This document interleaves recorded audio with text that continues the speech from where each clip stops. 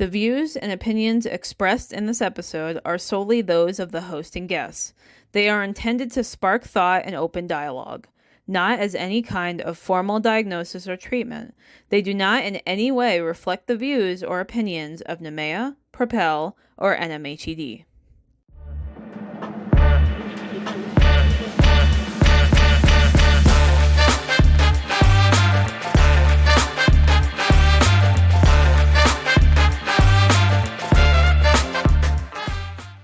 I know this is going to be a totally random question, but do either of you have a hard time remembering to drink water? I do, unless I have something in front of me. I have to remind myself constantly, drink water. Like, I don't even think about it during the day. I don't go anywhere without my water glass. It's with me all the time. So I don't know if it's something that I started as a child to just do, but I take it to the opposite end. People have actually commented on me, they're like, oh, I didn't recognize you without your water glass in your hand. And I'm like, hey, it's really a part of me. So yeah, I take it to the opposite end. That's funny. I can't remember unless I have a thermos or something with me. And then other times I just I zone out until I'm so thirsty and I have a headache and I'm like, what's going on? I have fixations though. I mean, this sounds very Freudian, but I always need to be drinking something. So I'll be drinking something constantly. It just won't be water. It'll be iced tea. It'll be coffee. And that's just constant drinking. And I don't know why water doesn't do the same thing for me. Unless I have a thermos and then I just keep refilling it. Ugh, what do they call that? What's the Freudian term? Oral fixation or something? Uh-huh. Barf. Yeah. I just need to be doing something. Okay.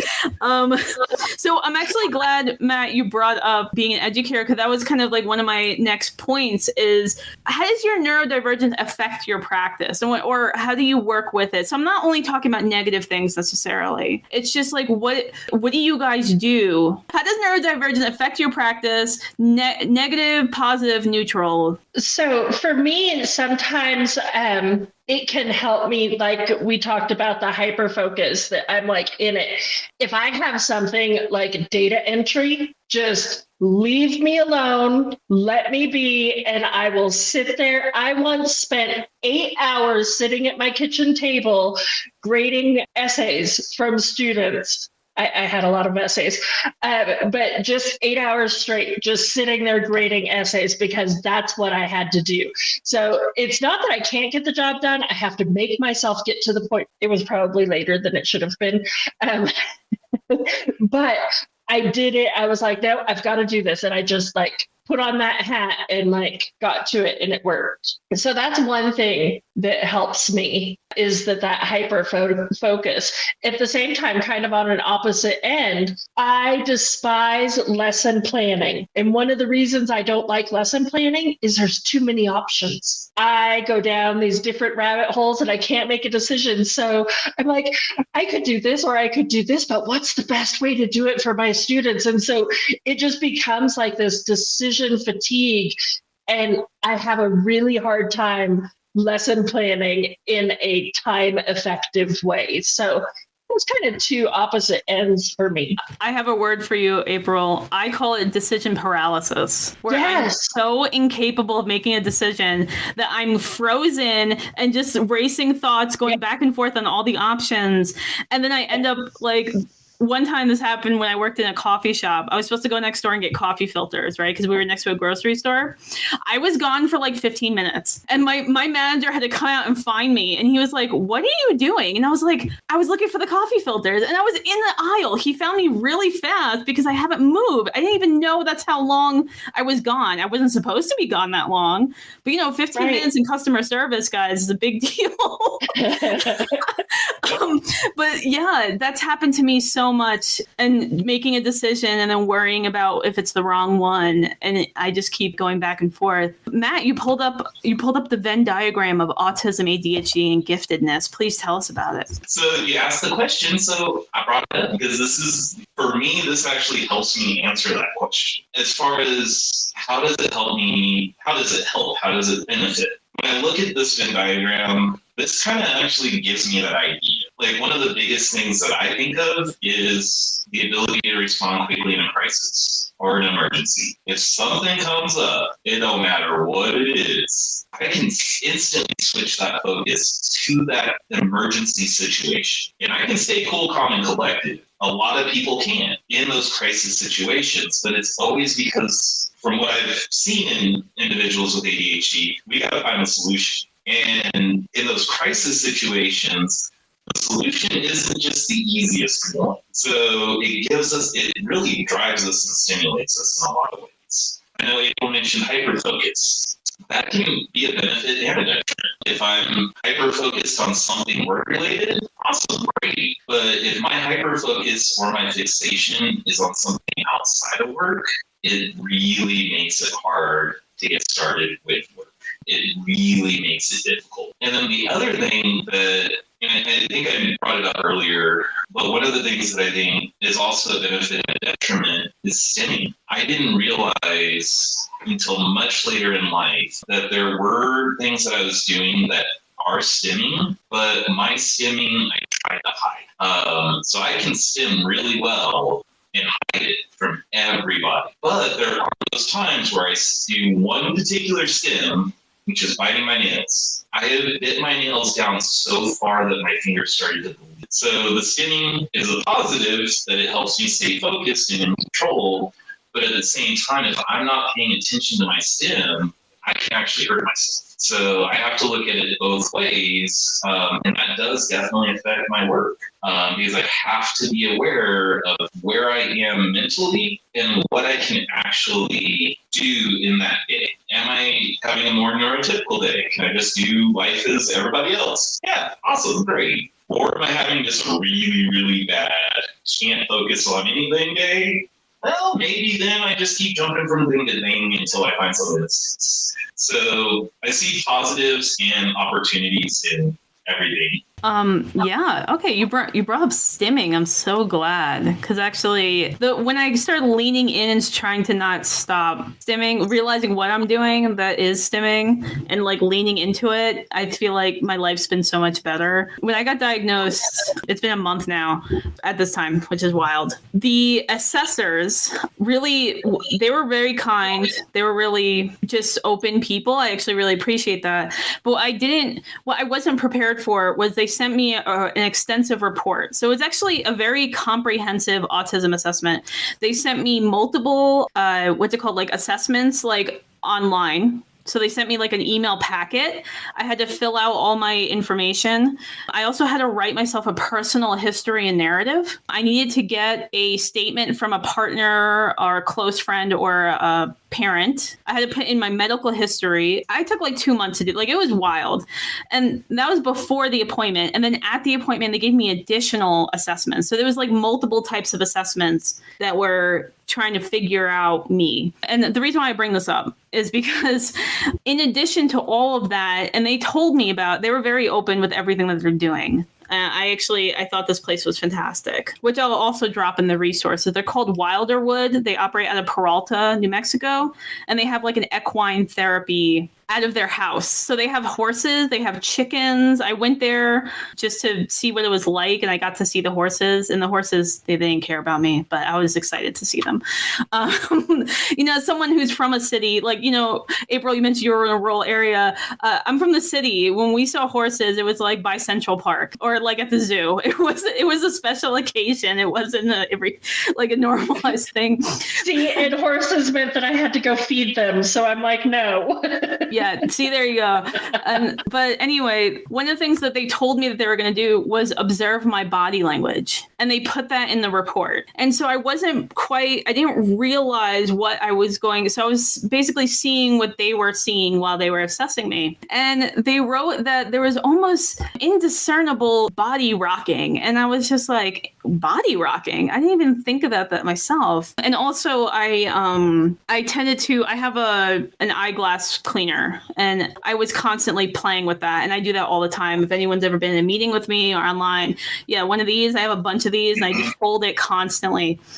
But so I knew that about the cloth. I didn't know about the body rocking, and it made me really realize about myself. I was like, oh man, when I was a kid, and this is most likely what happened. I was rocking back and forth and being all like, autistic, and then someone, teacher, parent, whoever, probably told me to knock it off, and so I stopped. But it wasn't that I was stopping so much as I was minimizing it to be good, to behave well, right?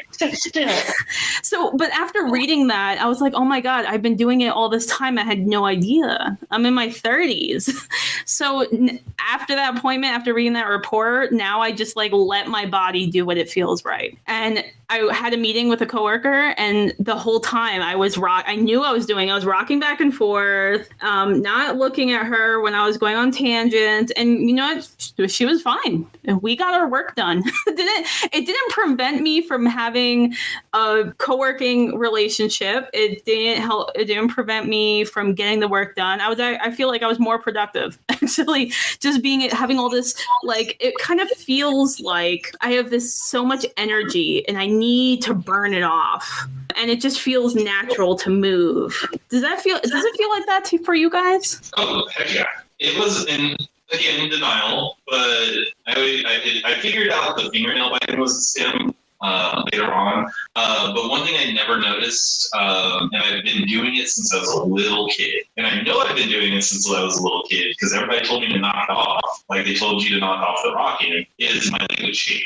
My leg just bounces all day long, constantly. And it is a stim. I know it's a stim. I know why I'm doing it. But because everybody looks at our stims and looks at the things that we're doing to regulate ourselves as a bad thing. Like, they tell you not to do these things, but they're helping you. And that's so annoying. Because, like, I've worked with neurodivergent kids as well. And like you mentioned, the body rocking, that was huge with all my autistic kids. Every autistic kid I've ever worked with, they had that body rock. And I was like, okay, cool. No, I'm not worried about it. You're not disturbing anybody. You're not disturbing me. Just do you. There's something else she said, and then my brain. But yeah, I think there's just, we put these negative stigmas on small behaviors that don't actually impact anyone else. Your body rocking doesn't impact anybody else. My shaking of my leg doesn't impact anyone else. But because it's not typical, I'm not using the N-word, normal. I hate that word. It's not typical. We're chastised for it. We're told, don't do that. But you mentioned working with a coworker, and I'm going to bring up you and I. Nadia and I work really, really well together because of something that Nadia discovered called body doubling. It works wonders for folks with ADHD. I don't need to have a conversation with Nadia. She just has to be in the room with me, working. And if she's in the room working with me, I can stay focused. I can stay on task because I'm using her focus. She's focused, so that means, hey, in my brain, I'm telling myself, hey, if they're focused, I have to be focused. If they're talking to me, then I can talk to them. But if they're focused and working, nope, Matt's got to be working too. So there are those benefits to those little things like that too. Oh, totally. Yeah, the body mirror thing was such a revelation because we could not figure out why Matt worked so well by sitting across from me. And I feel bad about it now, but I actually joked about it as like, all right, I gotta go babysit Matt so we can get this administrative task that he can't get done. And then I after finding that on Instagram and sending it to Matt, I'm like, oh my God, this is why this works. You don't need me. It's not me. It's anybody who's super focused and like across from you. That's all you need. Exactly. And I feel bad for doing this. No. After you sent me that article, I did it with students. I actually had students come in. They were tape testing. And because they were so focused and engaged with the tape test, I was able to use their focus to focus on what I needed to. So it felt a little bad because I felt like I was using them, but I wasn't necessarily using them. I was just borrowing their focus. They were focused, and I just kind of piggybacked off of it. April, you were saying something while you were muted. What were you trying to say?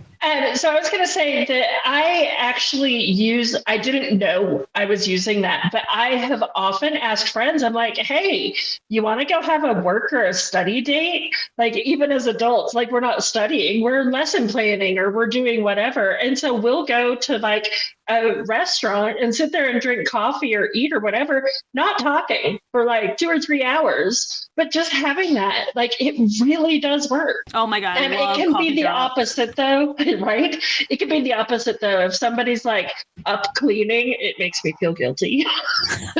I'm like, I have to be doing that too. Sit down already.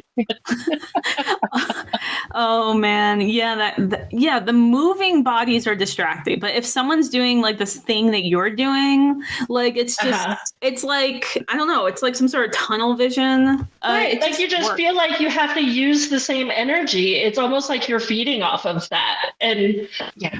That's excellent.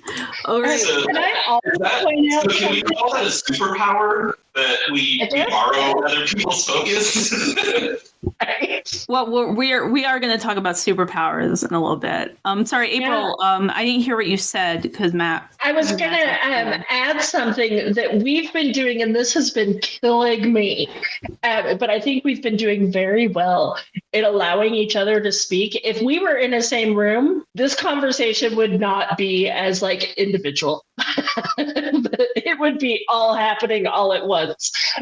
So I do think that that's another symptom or, expression that we have, especially when there's multiple of us in one room just talking, like we just feed off of that as well. Yeah, that energy just boom, boom, boom, boom, boom. Right. And I just, a lot of times I think about just students in general. When I gotta say, I can't really recall a teaching instance where I had neurodivergent students. I know I probably did. And I just wonder, I wonder about students. I wonder if there was a student that maybe needed some of these stuff that we're talking about, but didn't know that about themselves. And maybe that's why they stopped coming to class. Maybe they needed to know that body mirroring was a thing. Maybe they need to know that maybe not necessarily that they have a diagnosis, but so much as like trying different things. So I love collaboration and I love working with, but I also really like being alone and hyper focusing.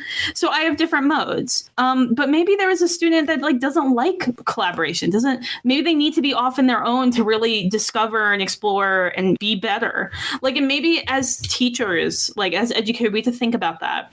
What works best for students? And it's not always that blanket, right? That blanket, everyone needs to be the same. I swear, if I ever had an ADHD kid, that I've known that was hyperactive, I would make them go run out in the hallway. Just hey, you got some issues? Shake your foot. Do you need to go run around the building before you start working on fractions? You go ahead. If that helps you get to where you need to go, why not? I think we need to have these conversations. So one of the things I want to talk also about are challenges. So I talked a little bit about my challenge with being neurodivergent, and a part of that is large crowds. Also, every modern office building is a sensory nightmare. The temperature is always wrong. The furniture is, who knows how many butts were in these chairs that we're sitting in. And of course, it's adult ed, so we probably got it secondhand somewhere. So it's 40 years of butts on this chair.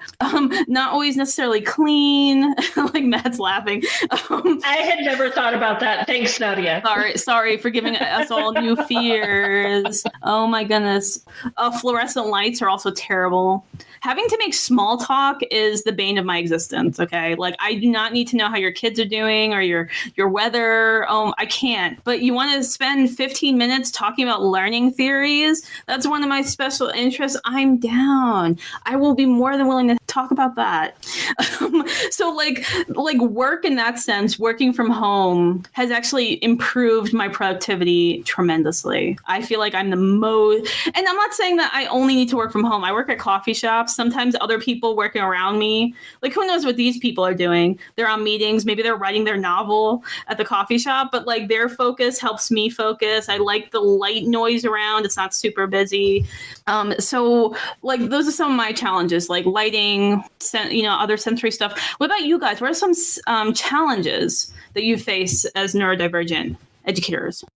This interview will continue on the next part of this episode. Thank you for listening to the NMAEA podcast.